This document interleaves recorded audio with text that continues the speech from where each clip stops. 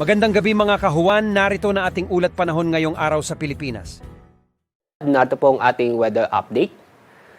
Nakakaranas po tayo ng malinsangan na panahon sa buong bansa, dapo yan sa easterlies. At mula ngayon, ganun din po sa bukas ay patuloy pa rin tayo makakaranas sa mainit at malinsangan na panahon.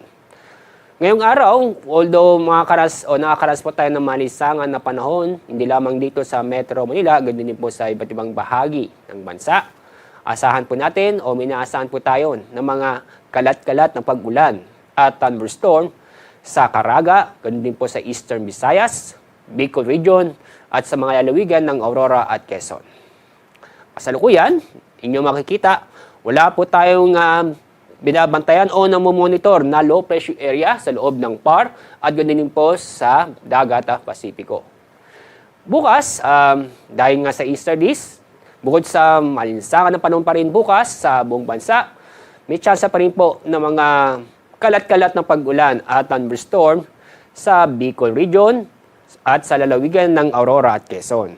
Samantala, sa lalabing pong bahagi ng bansa ay makakaranas po ng bahagyang maulap hanggang sa maulap na kalangitan, maliban lang po sa mga sandali o biglaang buhos na ulan. Sa Northern Samar, magiging maulap po ang kalangitan bukas. Asahan din ang mga kalat-kalat na pag-ulan at thunderstorm. Samantala, itong nalabing pong bahagi ng Visayas at itong buong Mindanao. Fair weather po tayo, kung saan makakaranas po tayo ng bahagyang maulap hanggang sa maulap ang papurin, maliban sa mga isolated na mga pag-ulan.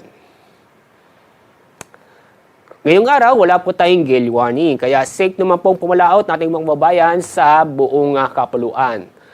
Mag-ingat pa rin tayo dahil sa mga thunderstorm. Kadalasan nabubuo ang thunderstorm, mga ganitong buwan, sa hapon o gabi.